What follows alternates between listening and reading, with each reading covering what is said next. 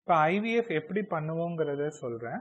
First day 2 டே 3ல வரும்போது நம்ம scan blood test பண்ணி பார்ப்போம். பண்ணி பார்த்துட்டு இன்ஜெக்ஷன் ஸ்டார்ட் பண்ணுவோம். இந்த இன்ஜெக்ஷன்ஸ் வந்து எக்கு க்ரோத் காஸ் பண்ணுறதுக்காக. ஸோ இந்த இன்ஜெக்ஷன் போட்டுட்டு இருக்கும் போதே around 5th or 6th day of injection வந்து நீங்கள் திருப்பி ஸ்கேனுக்கு வருவீங்க. ஸ்கேன் பண்ணி பார்த்துட்டு டோஸ் ஆல்டர் பண்ணுவோம். எதர் இன்க்ரீஸ் பண்ணுவோம் இல்லை ரெடியூஸ் பண்ணுவோம். அண்ட் இந்த டோட்டல் டியூரேஷன் ஆஃப் இன்ஜெக்ஷன்ஸ் வந்து அரௌண்ட் 10 டேஸ்க்கு இருக்கும். இந்த 10 டேஸில் ஒரு 3 டைம்ஸ் இல்லை மேக்ஸிமம் 4 டைம்ஸ் வந்து ஸ்கேனுக்கு வர மாதிரி இருக்கும். அதுக்கப்புறம் இன்ஜெக்ஷன் போட்டு முட்டைலாம் வளர்ந்த பிறகு முட்டையை வெளியில் எடுக்கிற ப்ரொசீஜர், அதாவது எக் கலெக்ஷன் பண்ணுவோம். எக் கலெக்ஷன் பண்ண பிறகு நம்ம எக்ஸோட குவாலிட்டி, மெச்சூரிட்டி அண்ட் நம்பர் வந்து நம்மளுக்கு தெரியும்.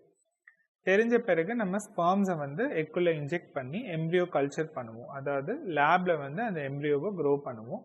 6 டேஸ் வந்து லேபில் க்ரோ பண்ண பிறகு அந்த எம்ப்ரியோஸை ஃப்ரீஸ் பண்ணிடுவோம். ஸோ எக் கலெக்ஷன் பண்ணதில்